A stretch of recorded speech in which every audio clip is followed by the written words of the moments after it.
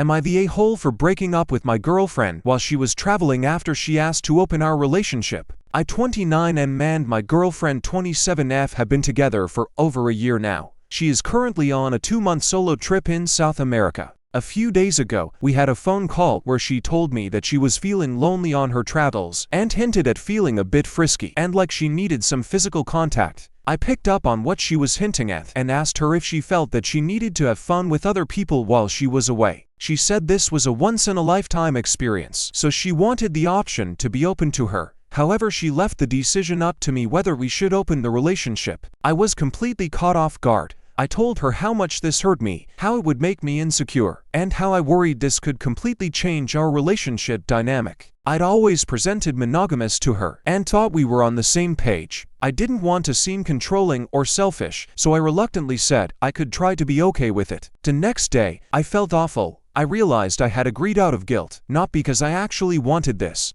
I felt so sad that instead of missing me while we were apart, she saw it as an opportunity to fool around. After sitting with those feelings for a few days, I told her how deeply hurt I was and that I couldn't just pretend everything was fine. I ended things there and then because I knew that I wouldn't be able to feel the same security and trust in our relationship again. She was furious. She said she was just bringing up the idea that it was a two-way conversation where the ball was in my court and that I was making myself the victim. She's also extremely upset that I broke up with her while she's still traveling for another month and says that I should have waited. I do feel terrible that she's now going through this all abroad and doesn't have her support system around her. But I also feel like she put me in an impossible position by bringing this up while we were long distance. The more I thought about it, the more I felt like I wasn't being fair to myself. I didn't want to spend the next month anxiously wondering if she was with someone else, feeling like I had no control over the situation. It wasn't just about the act itself, it was about how easily she seemed willing to risk what we had.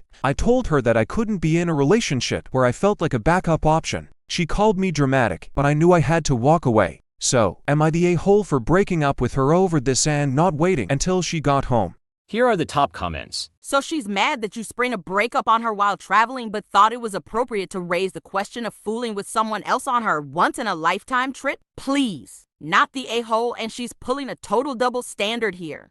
Not the a-hole. She might have already done it and was just trying to get you to agree to it so she can say you were okay with it to others. The time to have that convo about the open relationship was before she left. Honestly, not the a-hole, and I think she actually planned to ask you to open the relationship and choose her travel time so you'll feel inclined to accept. Don't let yourself be gaslight. Your feelings are valid, and you had every right to break up with her. She called to ask permission to fool around. It's a valid reason to end the relationship. Asking you to pretend you're still dating until she comes back is ridiculous.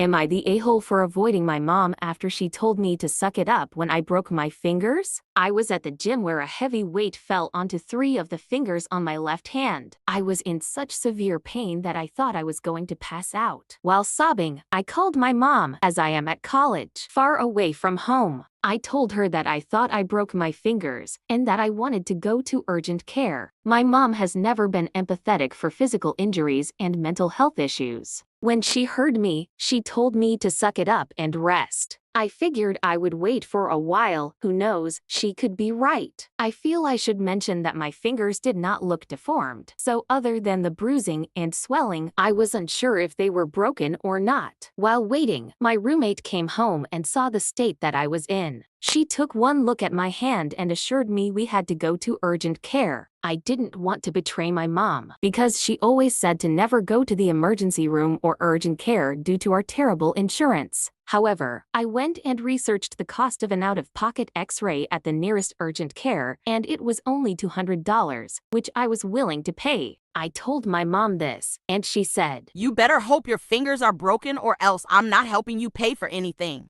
So I was under a weird circumstance where I hoped my fingers were broken for the sake of saying I told you so to my mom. I finally went to urgent care and got an X-ray. They confirmed both my pointer and middle fingers were broken and may need surgery if not healed properly. When I called my mom back later that day and told her the news, she basically laughed and told me I should be glad that they were broken. 3 weeks have gone by, and I have not spoken to her since. She texted me and asked for updates on my fingers, but I feel conflicted on why she's suddenly acting like she cares when she clearly didn't in the first place. She's also not someone you can easily share your feelings with, so I'm not sure how to go about our next conversation. Should I just ignore it, or try to bring it up with her? I spoke to my brother about it, and he told me that I was overreacting and that she just wants to check up on me, and probably feels bad for diminishing my issues. I finally decided to text my mom back, keeping it short and to the point. I told her my fingers were still healing and left it at that. She replied almost immediately, asking if I needed anything. After everything, now she wanted to act concerned? So am I the a-hole for feeling cold towards her after she brushed off my injury?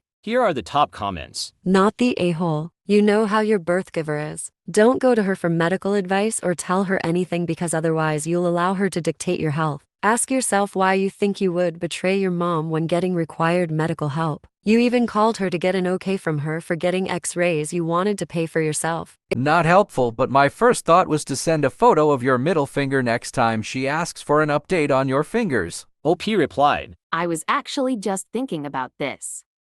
Am I the a-hole for telling my sister I would never let her watch my kids? My sister offered to take my 3-year-old with her home to Chicago for a month to help me out. 30F, older sister 48F lives in Chicago and we live in North Carolina. I am the youngest of 9 and I never formed a relationship with her. I tried a long time ago but it just didn't work out. A little background of our relationship. In her childhood, our mother allowed some bad things to happen to her, so I genuinely believe that she took her frustrations out on me instead of our mother, so I try to give her grace. In my childhood, she treated me like a stepsister. She treated me like I was a nuisance to be around. She would call me names and would pick at me about the smallest things. She would show blatant favoritism by getting my cousins gifts and not getting me anything as a child. She would do this in front of me. She would talk down to me. She never tried spending quality time with me. Whenever she would talk to me, it would always be about what I was doing wrong. There's so much more, but I would be typing all day. Now that we're older, she doesn't even call me. I have called her on numerous occasions to check in on her. For example,